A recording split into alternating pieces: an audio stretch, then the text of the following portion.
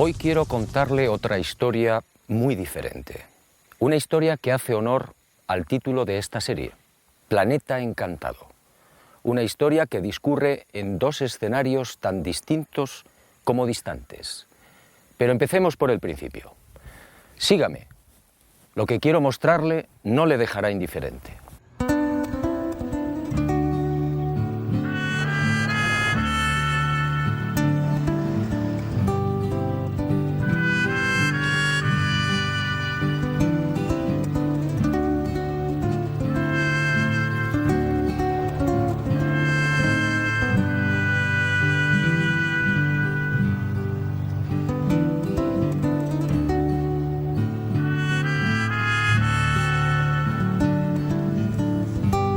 Supe de este nuevo misterio hace muchos años, y como otros quedó dormido en mis archivos hasta que el destino dio la orden.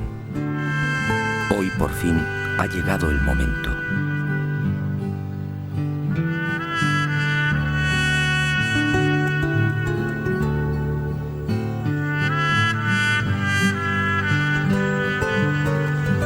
Nuestro objetivo en esta primera parte de la historia fue la bella y escondida Sierra de Ameca, en las proximidades de Ahualulco de Mercado, un apacible y sencillo pueblo minero del estado mexicano de Jalisco.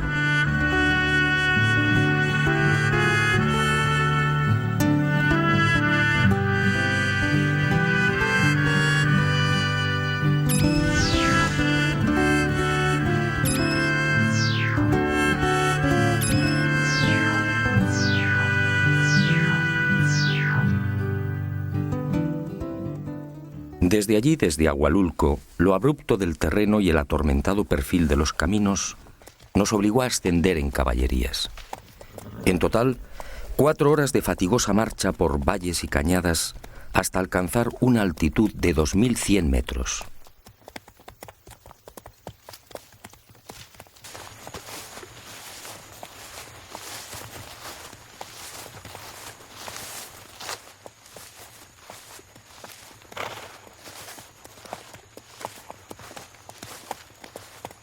Pero el esfuerzo mereció la pena.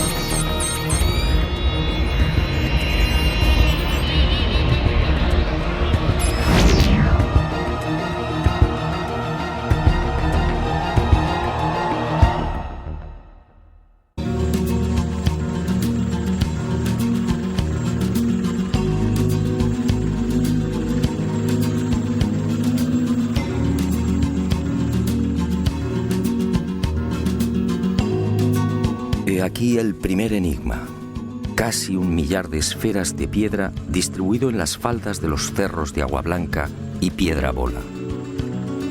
1000 esferas de arenisca y basalto finamente pulidas y con diámetros que oscilan entre 1 y 5 metros. Esferas de hasta 20 toneladas que nadie sabe cómo han llegado hasta aquí.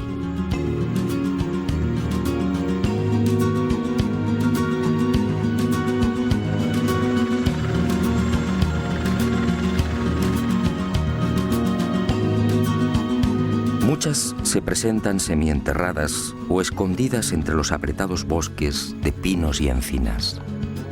Bosques solitarios a 9 kilómetros de Ahualulco, en los que gobiernan el puma, la serpiente de cascabel y el silencio.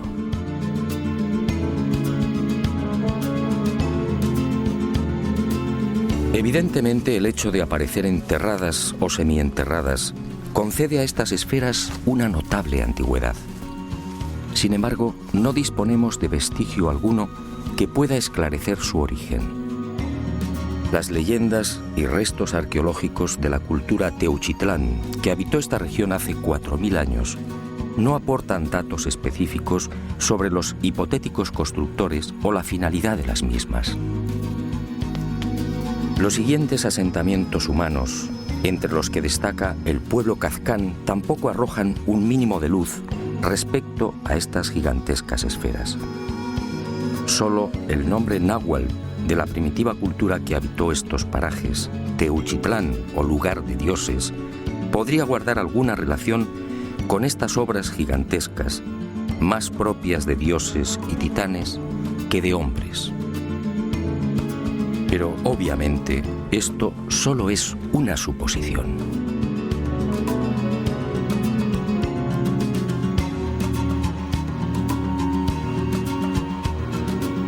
Durante la conquista, ninguno de los españoles hace mención de estas asombrosas y desconcertantes bolas, como las llaman los nativos. En 1524, el poblado de Ahualulco fue conquistado por Cortés de San Buenaventura. Pero las esferas no aparecen en las crónicas.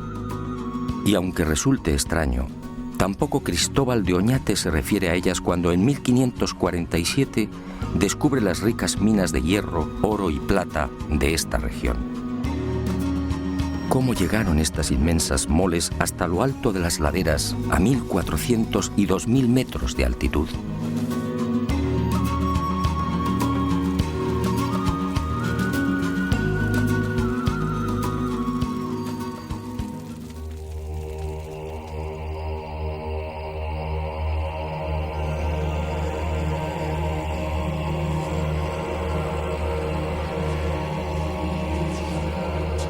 Durante siglos, como digo, las esferas de Ahualulco han permanecido prácticamente ignoradas. Solo los nativos sabían de su existencia. Hasta que en 1967 el norteamericano Robert Gordon, director de la mina denominada Piedra Bola, fue informado de la existencia de otras esferas similares a la que existe junto a la boca de la antigua mina de plata y que justamente dio nombre al yacimiento. Gordon, intrigado, acudió al paraje señalado por los nativos y efectivamente, a cosa de 2 kilómetros de la mina, descubrió otras 5 gigantescas y perfectas esferas de piedra.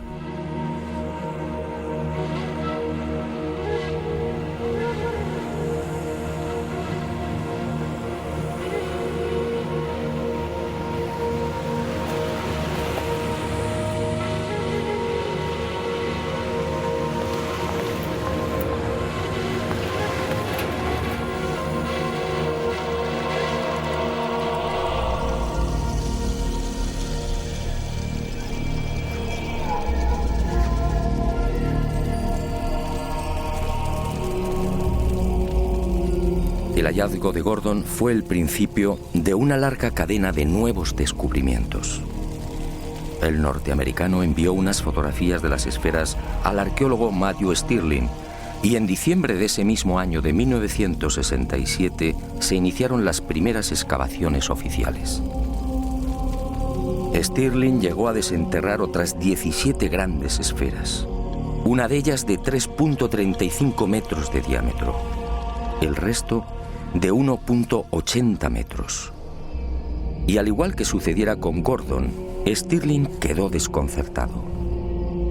La mayor parte de las bolas presentaba un pulido minucioso e impecable, con un peso aproximado de 10 toneladas por unidad. Aquello no parecía casual. ¿Por qué el mismo diámetro? ¿Cómo se explica la perfecta esfericidad? Y lo más intrigante, ¿cómo transportaron la esfera de 3 metros y casi 20 toneladas de peso hasta la cumbre de la montaña?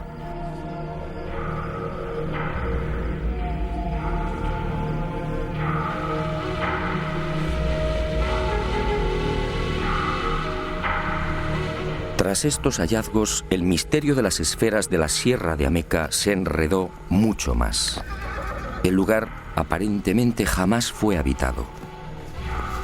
No se hallaron restos de cerámica ni tampoco utensilios que indicaran la existencia de asentamientos humanos.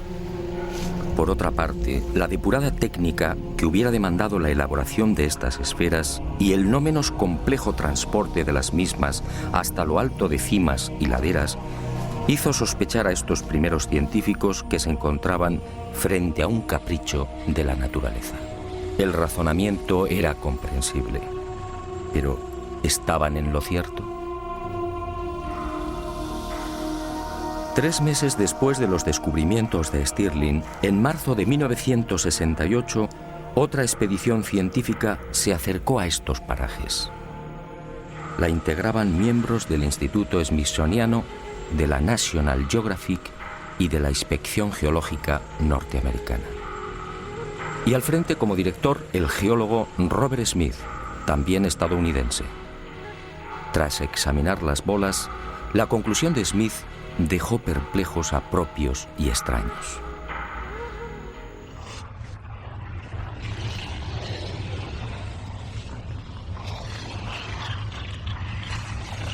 Las esferas mexicanas, aseguró el geólogo norteamericano, están formadas por un cristal volcánico llamado obsidiana.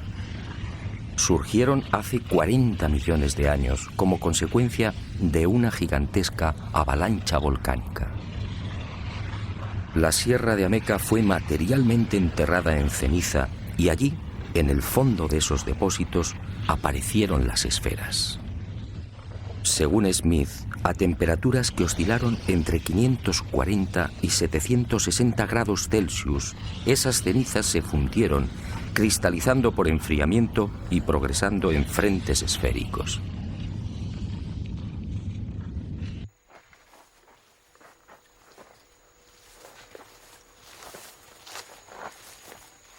Después, la erosión eliminó el gran colchón de cenizas y las esferas quedaron libres.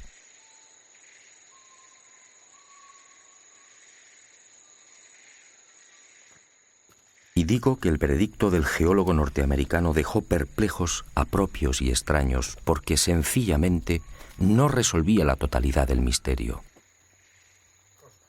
Para empezar, de las casi 1000 esferas que pueden contemplarse en la Sierra de Ameca, la casi totalidad está formada por arenisca, un material que nada tiene que ver con los volcanes. Solo un pequeño porcentaje está integrado por basalto. En cuanto a la obsidiana, ni rastro. ¿Qué ocurrió con estas moles? ¿También se formaron en el interior de la ceniza y en sucesivos frentes esféricos? Para la mayoría de los expertos en petrología, esta posibilidad es altamente dudosa.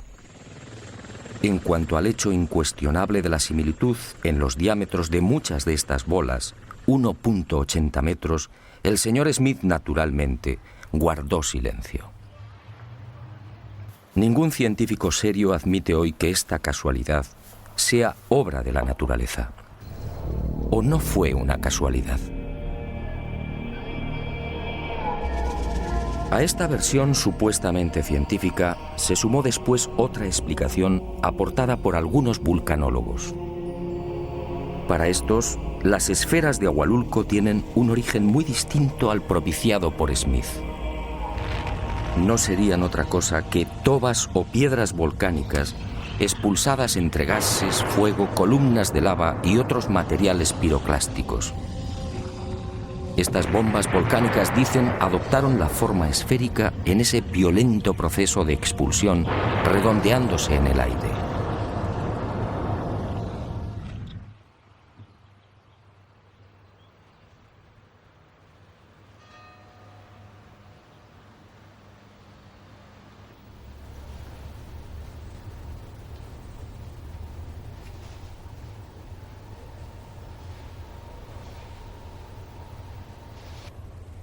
Estas bombas volcánicas no son exactamente esféricas, y es lógico y natural.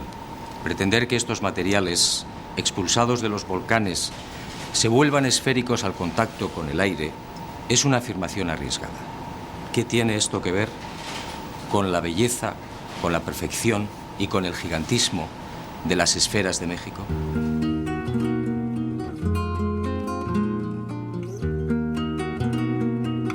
Las tobas volcánicas, además, son rocas ligeras, de consistencia porosa y formadas por la acumulación de cenizas y otros elementos volcánicos muy pequeños. ¿Qué tiene esto que ver con las masas pétreas de 10 y 20 toneladas de la Sierra de Ameca? Incluso aceptando la remota posibilidad de que estas bombas volcánicas se vuelvan esféricas al contacto con el aire, ¿en qué cabeza cabe que puedan conservar la esfericidad al chocar con un manto de lava o de ceniza? Definitivamente las explicaciones de geólogos y vulcanólogos no son consistentes. Algo falla. El supuesto origen natural de las bolas aparece drásticamente enfrentado con la naturaleza de las mismas, con las dimensiones y, sobre todo, con la milimétrica perfección del pulido. Pero hay más. Si echamos un vistazo a la nación mexicana, observaremos que se trata de un país eminentemente volcánico. En estos momentos, según el Catálogo Mundial de Volcanes Activos, México reúne un total de 14, con la calificación de peligrosos. Pues bien, si las esferas de Agualulco fueran el resultado de los fenómenos eruptivos ya mencionados, ¿por qué aparecen únicamente en este lugar del estado de Jalisco? Solo en el llamado eje volcánico mexicano, con una longitud aproximada de 1000 kilómetros, se contabilizan miles de volcanes apagados. Lo lógico es que este tipo de bolas se encontrara repartido en numerosos puntos de dicho eje. Pero no es así. Esta increíble acumulación de casi 1000 esferas solo se da en la referida Sierra de Ameca. Algunos vulcanólogos pretenden justificar la existencia de las esferas por las erupciones acaecidas en la Edad Media y señalan a 3 volcanes como responsables directos: el Ceboruco en el estado de Nayarit, el volcán de Fuego y su vecino el Nevado, ambos en las proximidades de la ciudad de Colima. El Ceboruco, en efecto, entró en erupción en 1542 y 1567.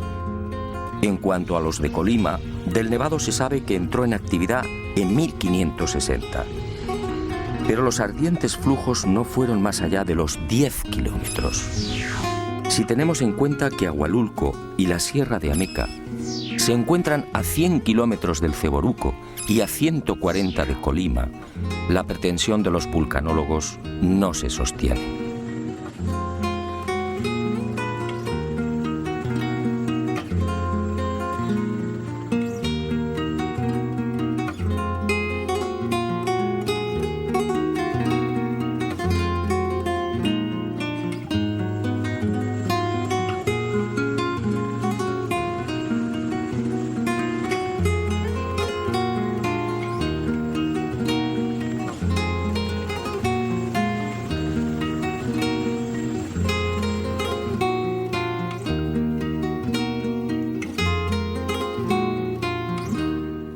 Efectivamente, estoy de acuerdo con usted.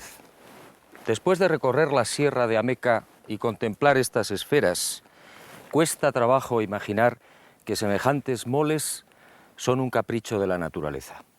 La periodista mexicana Virginia Sendel escribe, y con razón, son demasiado perfectas, demasiado bellas. Los científicos, una vez más, han intentado descafeinar la realidad, pero la historia no ha terminado. Sígame, estoy seguro que lo que queda por ver le sorprenderá de nuevo.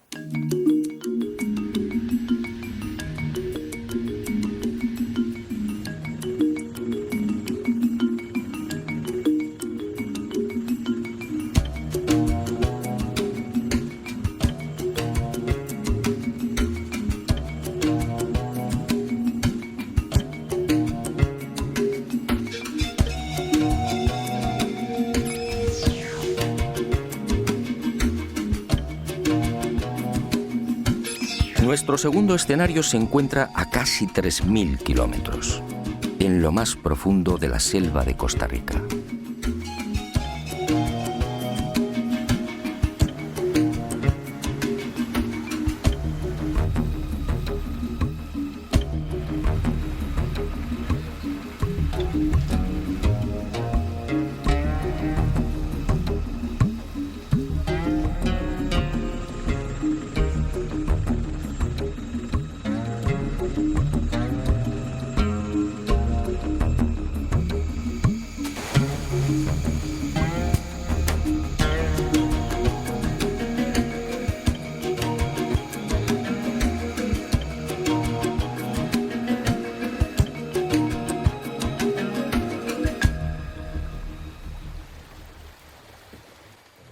Parece mágico, pero aquí en plena jungla, al sur de Costa Rica, nos aguarda una segunda parte del oscuro enigma de las esferas de piedra.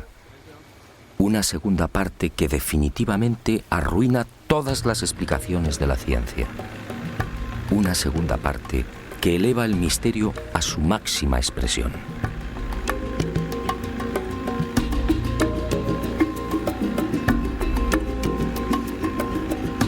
Nuestro primer objetivo exige cruzar buena parte del delta del Diquís y la enmarañada y peligrosa jungla por la que discurre el río Sierpe.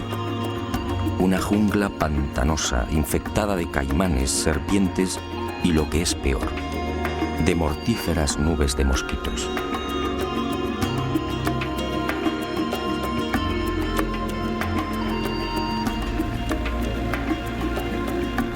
Afortunadamente, la jornada transcurre sin incidentes de gravedad y con los últimos rayos del sol alcanzamos al fin el gran secreto de Palmar Sur.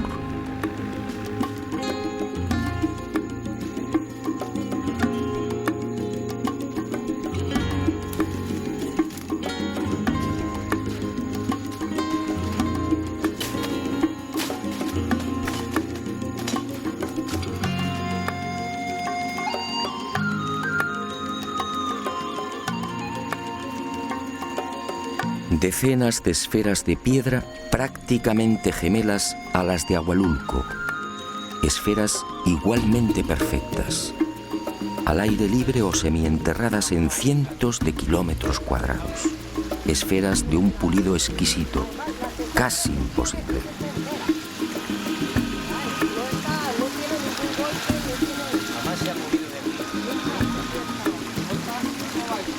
Esferas de 2 y 3 metros de diámetro, de hasta 16 toneladas de peso. 1,40, 1,45 más 60 aproximadamente. Nadie conoce con exactitud su número. Se habla de cientos, más de 500 esferas de todos los tamaños, desde el diámetro de una naranja hasta 3 metros. Quizá más. Las hay en Palmar Sur, en las orillas de los ríos Esquina y Térraba, en las islas Camaronal y del Caño, en lo alto de las sierras de Bruqueña y en las regiones de Piedras Blancas, Cavagra, Buenos Aires, Bere y Pejivalle de Pérez Celedón. Pero estos solo son los emplazamientos conocidos. Al hallarse enterradas es posible que su número sea muy superior.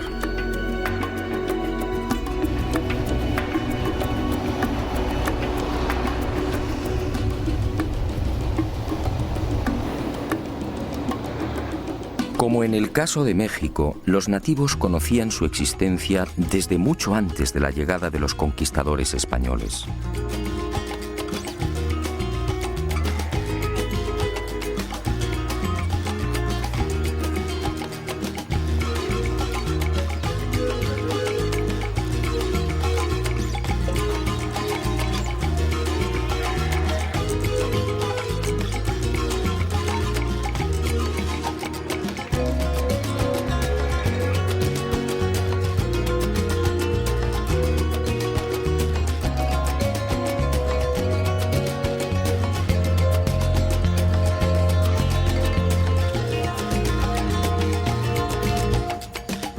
Pero sus explicaciones fueron tan parcas y confusas como las de los pueblos que habitaron Ahualulco.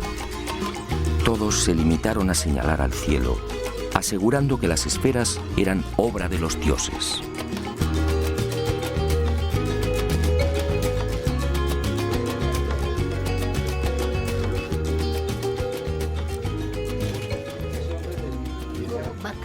Bakakiri, cacta, cuando van a catar a Nietzsche, va a grabar chasta, bakakta, batapta. Porque eso es una piedra pesadísimo. Donde vivían esas piedras nadie lo levantaba. Yo conocí una piedra. Ahí en ese talobre, pequeña, y que era de 12 años seguro que yo estaba. Alrededor, los antiguos moros, eso lo adornaron con figuritas de toda clase de animalitos así alrededor, de todo color. Y debajo de ese dejaban el oro ahí enterrado. Pero dicen que cuando levantaron esa bola que está en Palmar, debajo encontraron bastante tesoro. Pero esa fue la compañía que dispuso de eso.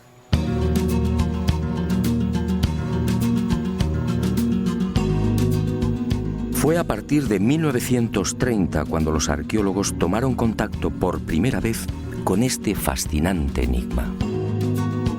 En esa fecha, George Chittenden, empleado de la multinacional United Fruit, viajaba por Costa Rica comprando tierras para la plantación de bananos.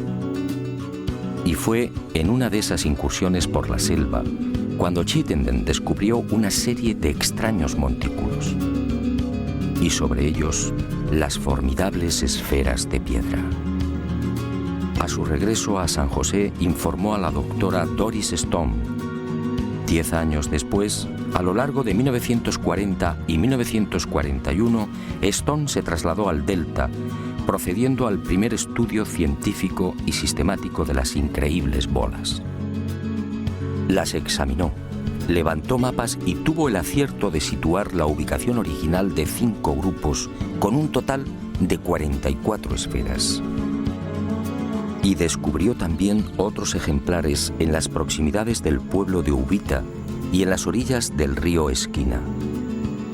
En 1943 publicaría un primer trabajo que, lógicamente, llamó la atención de otros investigadores. Entre estos destacaron Mason y Samuel Lothrop, de la Universidad de Harvard.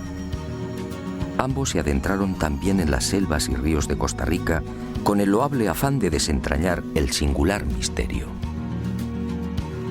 Pero tropezaron con un grave obstáculo. Lamentablemente, la compañía frutera norteamericana ignoró el indudable interés arqueológico de las esferas. Y con una absoluta falta de escrúpulos, anteponiendo el dólar a la cultura, removió tierras y cauces, destruyendo muchos de los ejemplares o cambiándolos de ubicación. Para colmo de males, otras esferas fueron igualmente removidas de sus emplazamientos originales y trasladadas a cientos de kilómetros. Y hoy adornan casas y jardines particulares, así como parques públicos, bancos y edificios oficiales.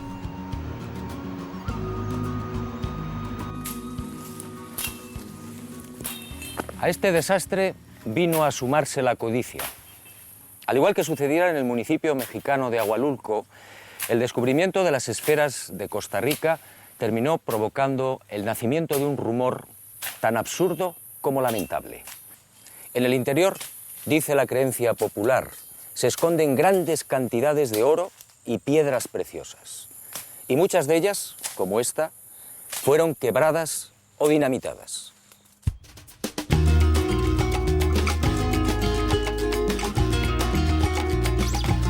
Pero arqueólogos e investigadores siguieron trabajando. En este caso, a diferencia de lo ocurrido en México, los costarricenses fueron mucho más sensatos y prudentes que sus colegas, los norteamericanos. A nadie se le ocurrió esgrimir el absurdo argumento de los volcanes. Las esferas de Costa Rica son obra humana. De eso no cabe la menor duda. En cuanto a las preguntas clave, ¿quién, cómo y para qué las hicieron? La mayoría de los expertos no tiene respuestas, al menos satisfactorias. Sencillamente, es un misterio de momento.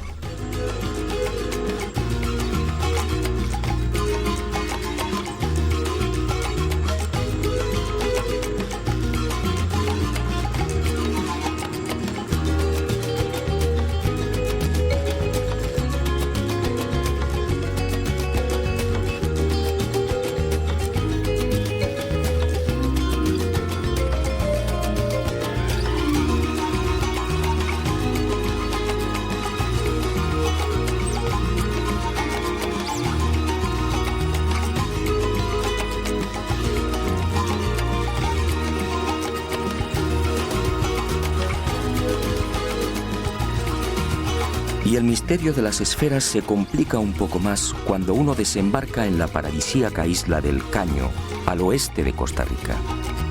Una reserva biológica situada a 16 kilómetros del continente.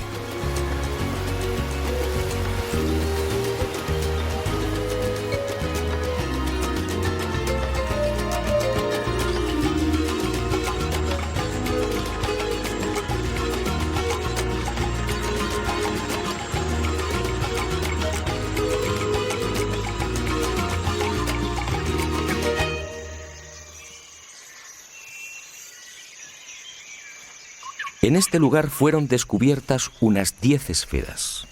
Hoy solo quedan 2. Y surge una pregunta obligada. ¿Cómo las trasladaron? En esta isla, por supuesto, no hay canteras. Las bolas necesariamente tuvieron que llegar desde tierra firme. Y el enigma, como digo, se complica.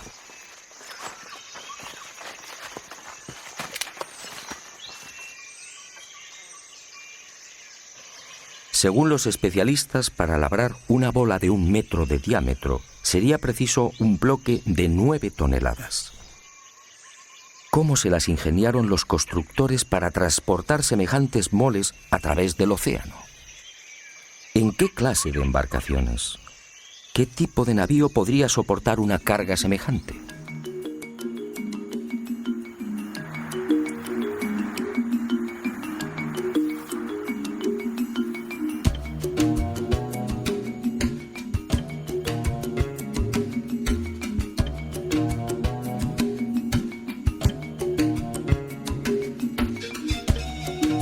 Y otro tanto sucede con la mayoría de los lugares de tierra firme donde aparecen las esferas.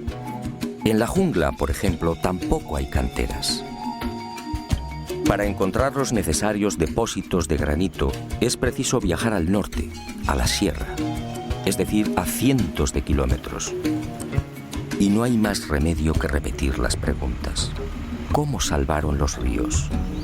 ¿Cómo se las ingeniaron para atravesar valles, pantanos y colinas?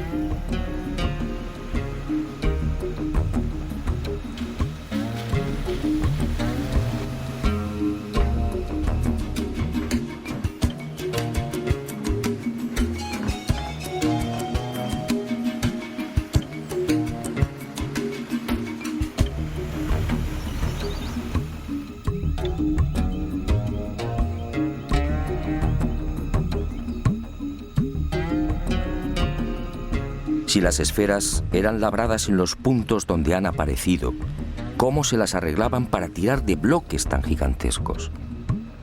En el caso de las más grandes, de 2,5 metros de diámetro, los bloques de granito de las que debían ser extraídas podían superar las 24 toneladas.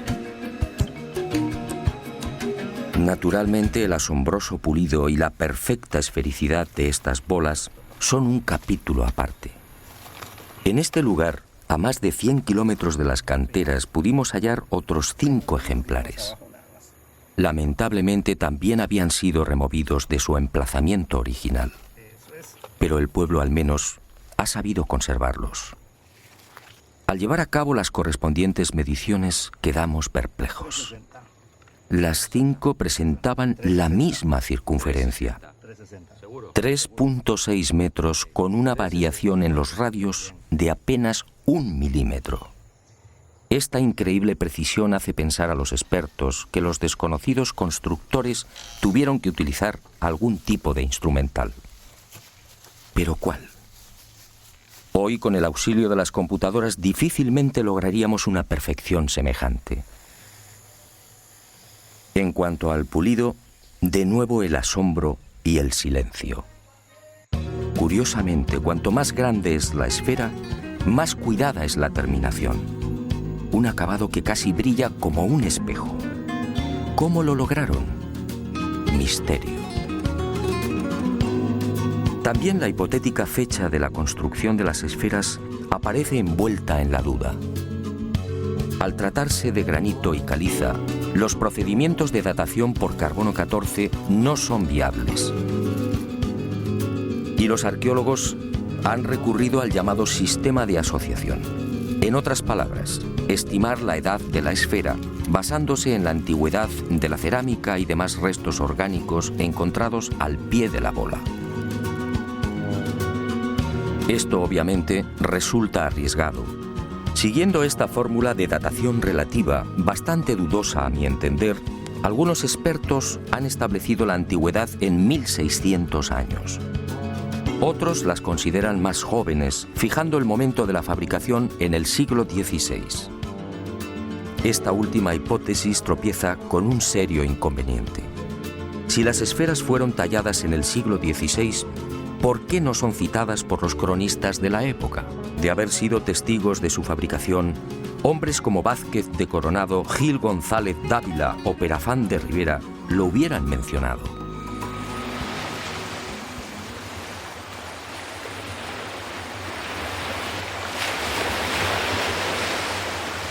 Para algunos investigadores más osados que la arqueología tradicional, estas esferas podrían tener entre 2000 y 3000 años como mínimo.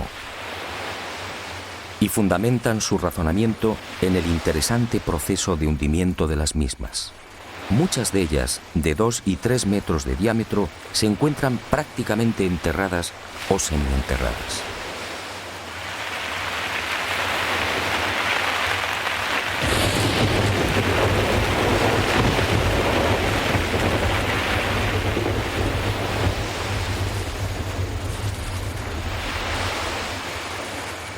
Basta un sencillo cálculo para estimar el tiempo que han necesitado para ser tragadas por el terreno.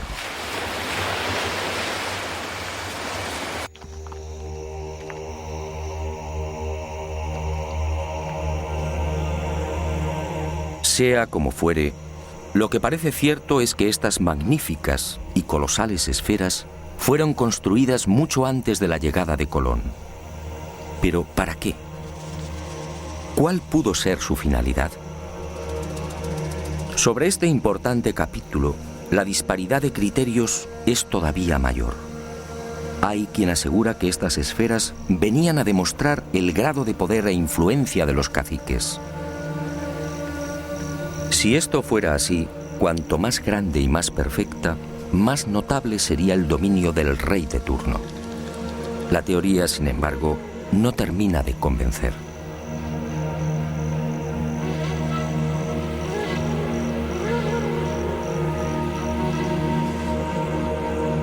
Otros las asocian a enterramientos, quizá como un elemento de culto.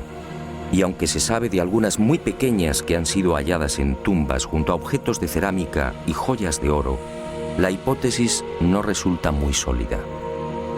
De las 500 bolas que han sido localizadas hasta el momento, ninguna aparece sobre una necrópolis.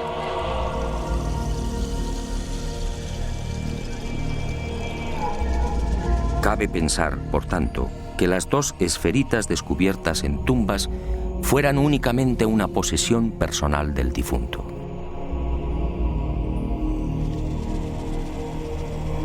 Para el profesor Lothrop, el hecho de aparecer en grupos podría insinuar una serie de conocimientos astronómicos por parte de los constructores. La doctora Stone, como se recordará, descubrió un grupo con un total de 44 bolas. También en las proximidades de Piedras Blancas se hallaron otras 15 esferas perfectamente alineadas. ¿Se trata de mapas celestes? ¿Indican la posición de las estrellas? Hasta hoy, que yo sepa, nadie ha profundizado en esta sugerente posibilidad.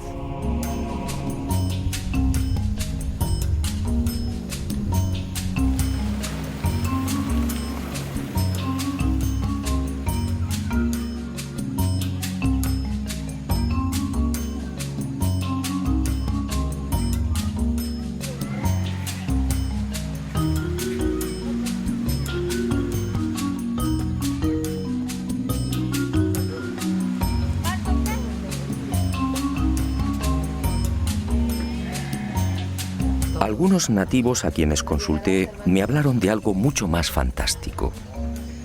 Según la tradición heredada de sus ancestros, estas esferas son poderosos centros de energía.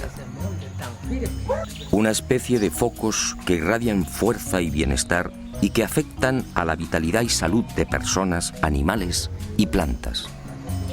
De hecho, dicen, los vegetales que crecen en el entorno lo hacen siempre con mayor exuberancia y agresividad que los ubicados a mayor distancia.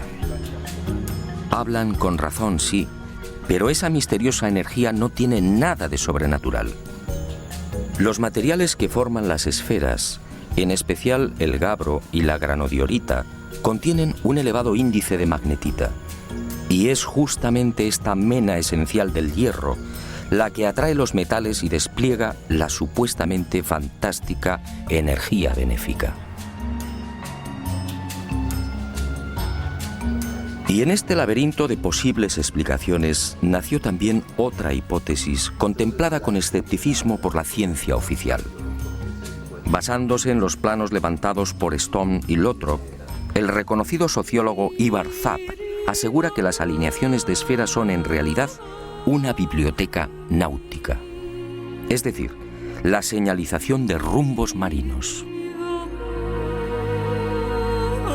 Tomando uno de estos mapas, Ivar verificó que 2 de las esferas apuntan hacia los rumbos 19 y 199 grados respectivamente. Este último pasa sobre la isla del Coco en Costa Rica, el archipiélago de las Galápagos y finalmente desemboca en la isla de Pascua. Al someter el citado rumbo a la computadora de vuelo de un avión, el ingeniero comprobó con asombro la impecable exactitud del destino nacido de ambas esferas. En un trayecto de 7.000 kilómetros, el desvío de un supuesto navegante que hubiera seguido esa alineación habría sido de apenas 70 kilómetros. Por su parte, la alineación con la tercera esfera señala directamente a Grecia y Asia Menor. ¿Casualidad? ¿Qué hay de cierto en la hipótesis de Ivar Zapp? Los científicos, con razón, desconfiaron del hallazgo de Zapp. La mayor parte de las esferas, como fue dicho, ha sido removida. Esto hace poco menos que imposible la constatación de los supuestos rumbos marinos. En cuanto a la sorprendente alineación que une Costa Rica con la isla de Pascua, el asunto tampoco mereció mayor consideración por parte de la ciencia. La verdad es que la proximidad de 2 o 3 esferas puede sugerir infinitos rumbos. Y otra por aquí. Hay una aquí y...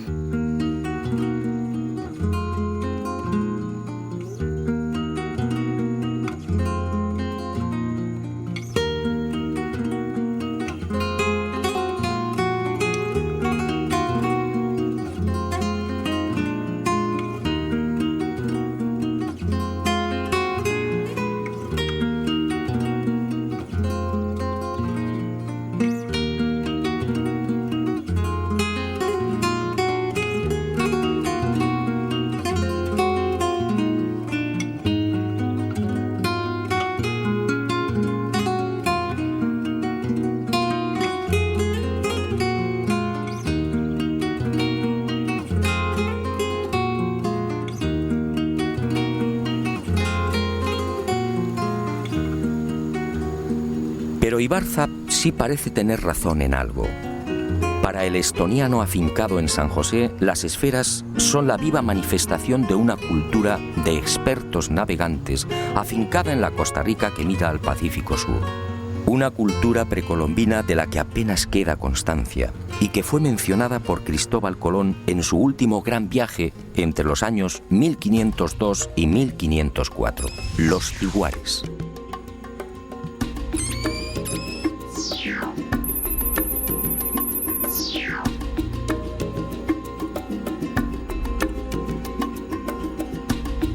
En una carta dirigida a los reyes católicos, Colón manifiesta que los tiguares eran gentes ricas, con navíos, espadas y corazas.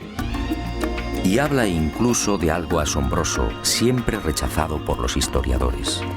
Según los indios, en esas tierras del oeste, a 9 jornadas desde el Atlántico, existían ya caballos. Caballos utilizados para el transporte y la guerra. ¿Caballos? ¿Cómo es posible en 1502? Según la historia oficial, los caballos fueron introducidos en América por los conquistadores españoles.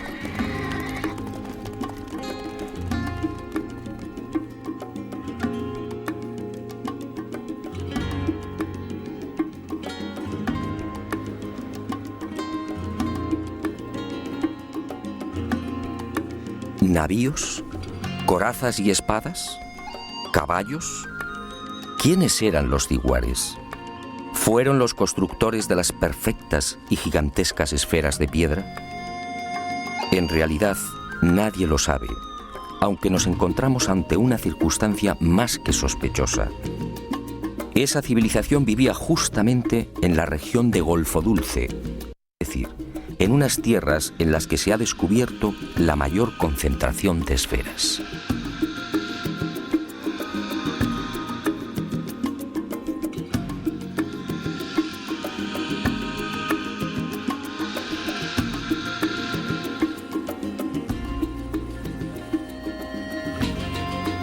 En este sentido, la arqueología oficial de Costa Rica parece estar de acuerdo. Las esferas tuvieron que ser creadas por una cultura con un alto grado de evolución mental y material. Un pueblo con una especial sensibilidad y un notable sentido de la abstracción. Si observamos la naturaleza, comprobaremos que las esferas perfectas no existen. Y si es así, ¿cómo pudieron imaginarlas? ¿De dónde llegó esa sabiduría? ¿Por qué los nativos repiten una y otra vez que son creación de los dioses que bajaron del cielo?